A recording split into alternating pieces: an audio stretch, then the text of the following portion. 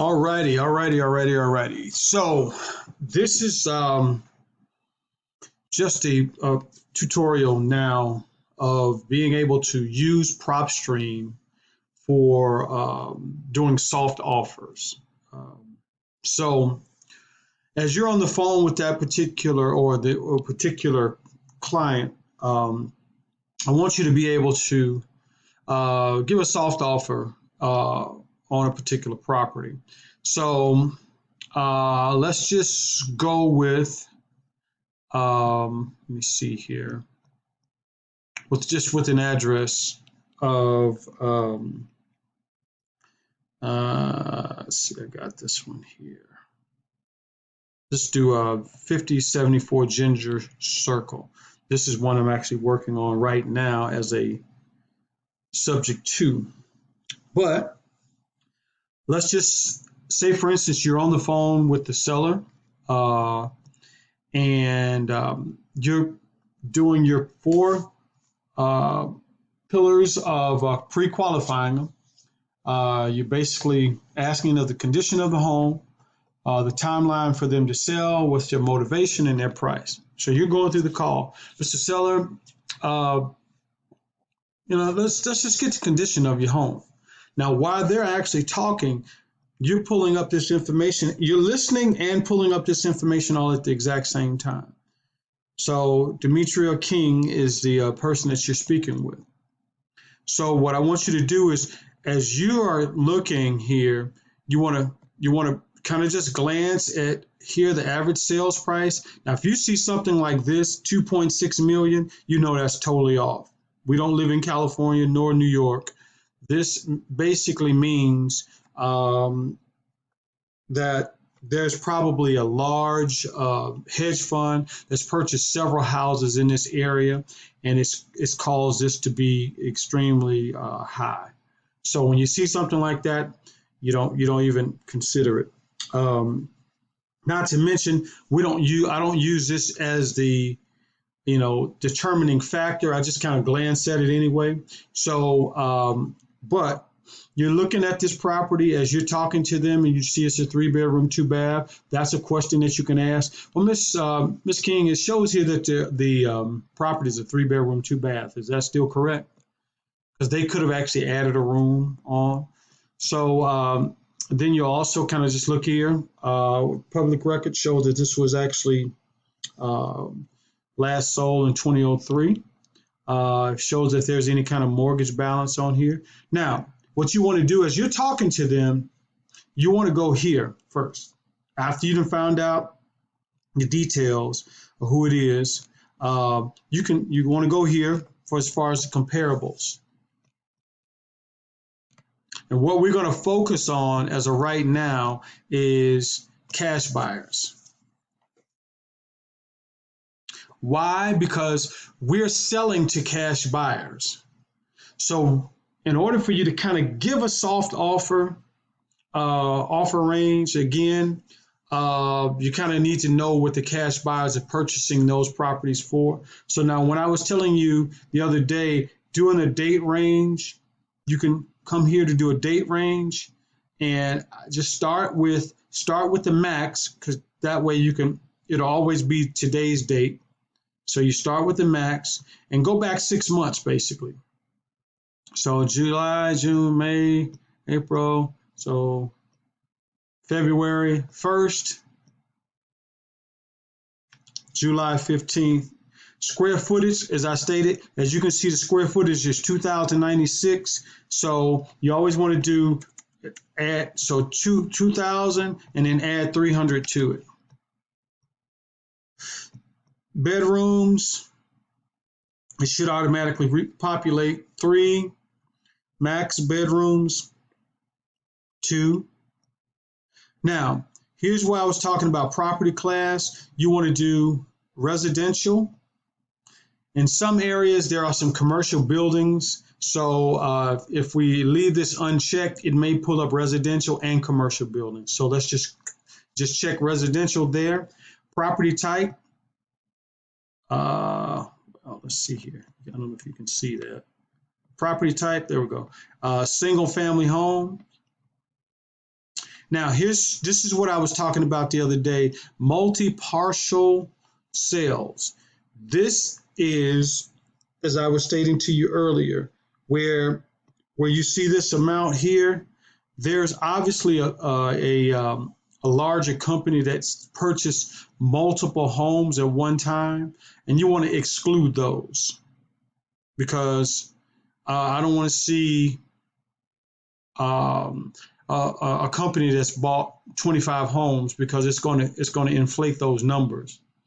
All right, so it appears to be there's been one cash buyer that's purchased a property on 5578 Cottonwood, and they bought the property May of 2020.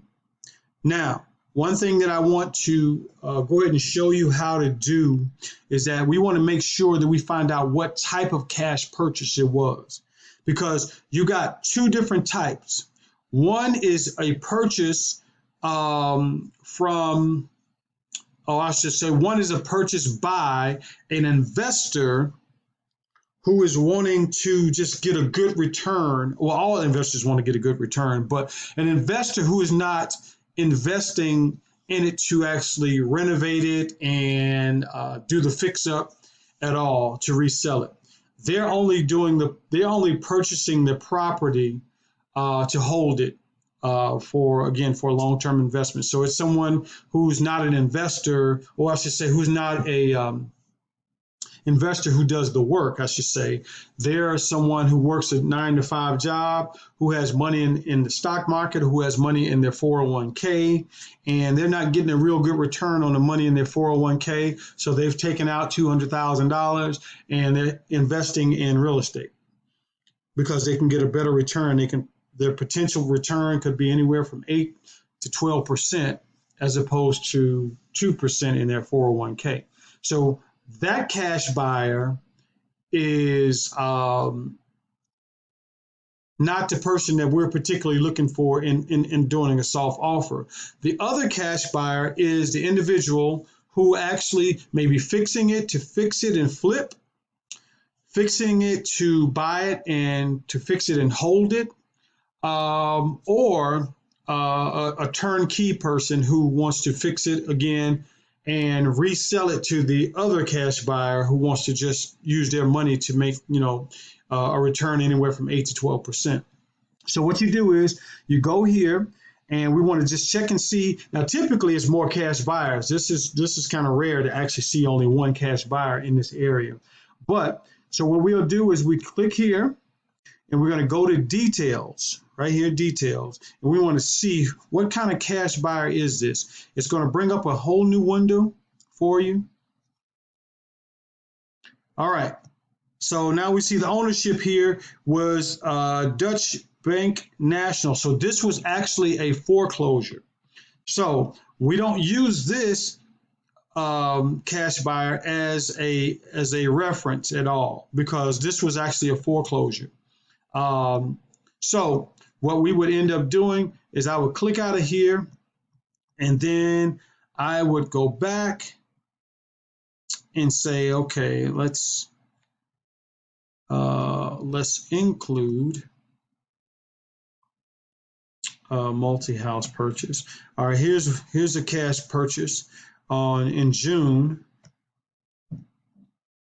Find the details on this one.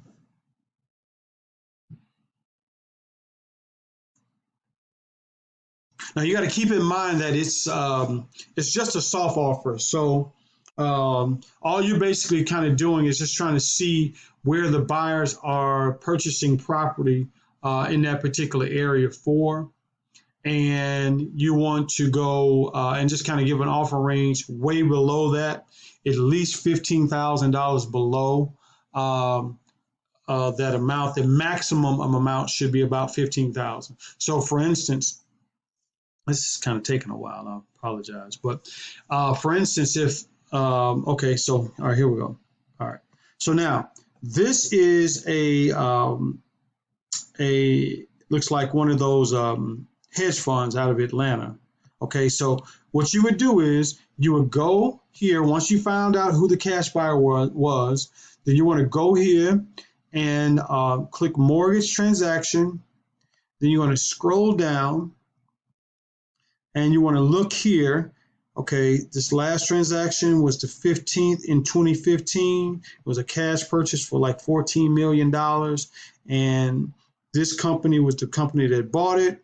This company now is the seller and it sold it to this company for $119. So this is not necessarily a good example. Why? Because it was purchased by a large hedge fund and the hedge fund basically sold it to another investor. But you can't really get the true meaning of what we would like to pay for it because they paid like $14 million for it. So in this particular scenario, the best bet would be to here, it's like 93,000 cash. See, I would probably say we would be in the neighborhood of $60,000 to $70,000 cash, possibly, in the range. Why? I'm going to leave myself a $20,000 buffer on this particular amount. However, again, you can say, well, we probably would be somewhere in the neighborhood, and I'm just giving a range of anywhere from 60 to 70,000, 75,000, but I'm not the person that actually does that. So what I want to do is just get you over to our acquisitions guys, either Jimmy or Jonathan, and they can give you a more solid offer on it. Okay. So, but that's how you pull it up. As you're talking to Mrs. So-and-so or Mr. Seller, you can pull this up and you can look at all this information while you're talking to them. But the thing that I want you to focus on is going again. Let's go back out here.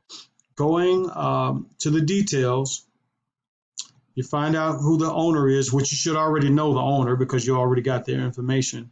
And then you go into the comparables here. You look up cash buyers.